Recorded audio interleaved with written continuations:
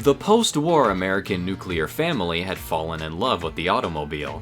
This was bad news for the railroads, who invested heavily in new or refurbished equipment throughout World War II's traffic boom.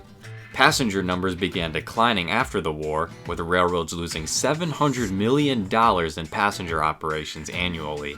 They were gonna need something new and interesting to bring people back, similar to how streamliners rejuvenated train travel in the 1930s. Several railroads approached General Motors' Electromotive division for an answer. GM took on the job of building an affordable, sleek, and fast streamliner to get riders back on board. A 1955 issue of Look magazine unveiled the concept known as Train Y. It was touted as being able to run over 100 miles per hour, linking Chicago and New York City in 10.5 hours. Chuck Jordan led GM's styling section in developing the train's aesthetics. Okay, now I want you to imagine a design that just reeks of the 50s. You got it? Yeah, that's the AeroTrain. A lot of inspiration came from futurism and automobile design of the time. The nose took cues from the 1951 Buick LeSabre, and the cab looked like it was ripped straight off a car, with a wrap-around windshield inspired by airplanes.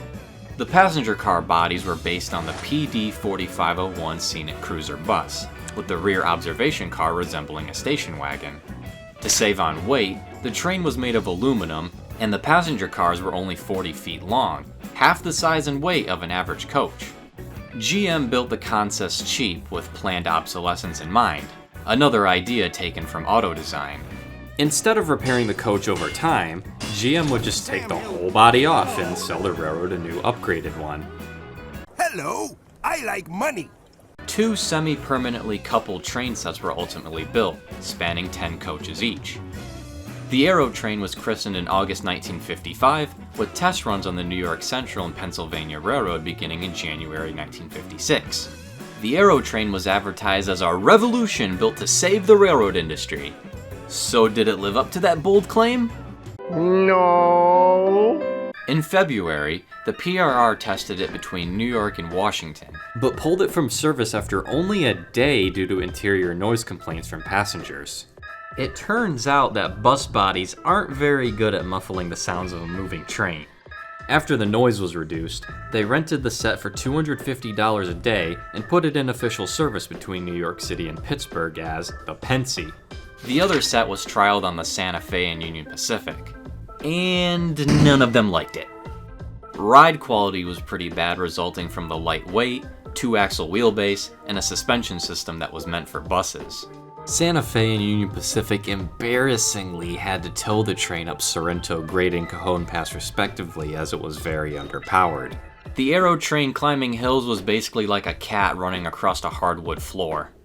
The power car, an LWT-12, was equipped with an EMD 567C 12-cylinder engine that produced 1,200 horsepower, the same engine used on an SW-1200 switcher. I think you can see the problem. The railroads were essentially being offered a streamlined switcher engine for express passenger service that held bus bodies for coaches. The whole project was starting to seem like a bit of a flop. But hey, at least it had all electric heating and cooling instead of the old steam-heated tech. That's something at least. GM ended up selling both AeroTrains at a big discount to the Rock Island in October 1957, and they were put to service between Chicago and Peoria, Illinois. They joined the 1956 Peoria jet rocket train set that had an identical look to the AeroTrain, apart from the Talgo-built coaches. Rough riding at speed and lackluster acceleration landed them a demotion to slower Chicago to Joliet commuter service. Retirement for the AeroTrain sets came in 1966, and by then, America was a changed nation in more ways than one. Passenger trains continued to lose money, they were falling behind the times, and people were still choosing the car and airplane. The demolition of grand buildings like the original Penn Station symbolized that the railroads just weren't interested in passenger service anymore. It was all about the money. Even with the creation of Amtrak in 1971 to save the passenger train industry, it would take a little over a decade for it to make any semblance of a comeback.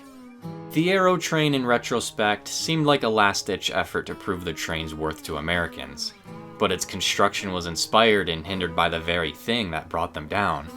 Its rough ride quality, underpowered engine, and slow acceleration certified their cold-shouldered fate.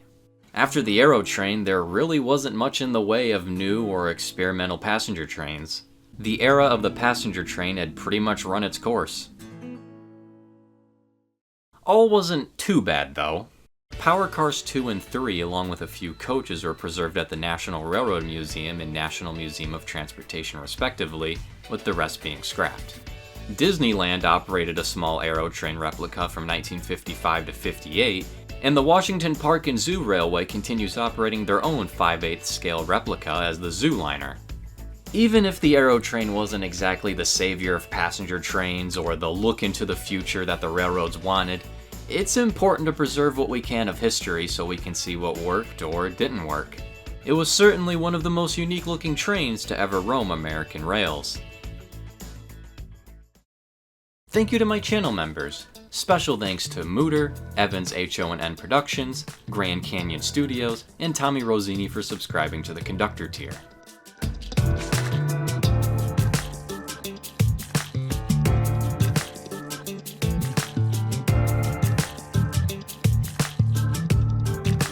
Thanks for watching, and I'll see you in another video.